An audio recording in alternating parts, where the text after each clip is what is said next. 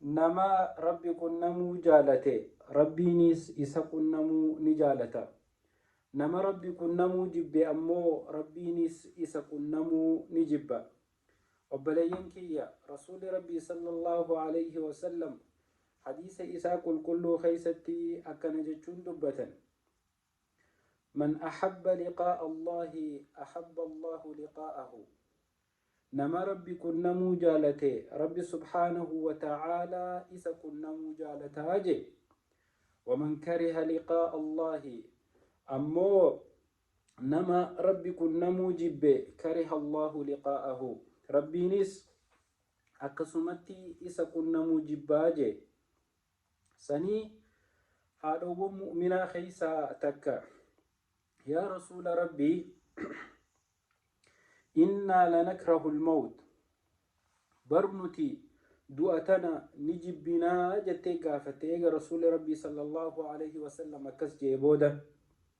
رسول ربي قال ليس ذاك لكي دبين أكنامتي جي رسول ربي حاروت مؤمنا خيسانا متكون علمي نما يرو دوتي إسدفت يا رسول ربي صلى الله عليه وسلم ربي سبحانه وتعالى فولدر إسا يرو ملك الموت لبنا مخيسا فودف نمت دفسن يرو سخراتا سر ربي سبحانه وتعالى دمتت بودنت جنتمو عذابا يرو لوهن سخيسا فودمو ديمت سن خالين سي أغرسيسا يا رسول ربي صلى الله عليه وسلم.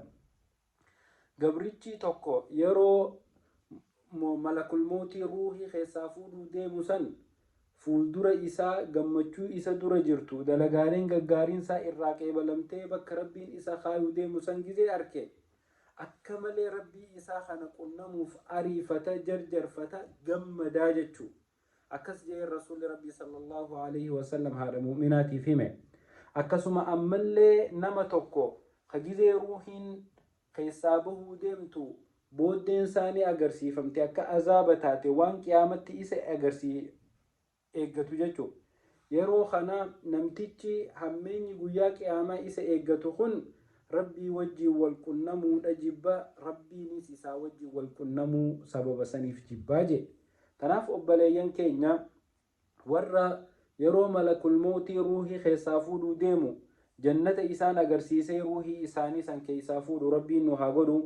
tanaaf akka yeroo ruuhiin nu keessaa bahuu deemtu qubsuma keenya ka aakhiraa arkinee gammannuuf jecha dalagaalee khayrii tan guyyaa qiyaamaa jannata nama dhaalchistu dalaguu haa heddummeessinu.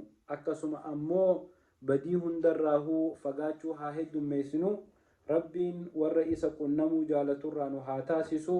rabbiin warra isa qunnamuu jibburraa nun taasisini. qubsuma teenya ta guyyaa aakhiraa rabbi nuuf haa tolchu. wassalaamu alaykum.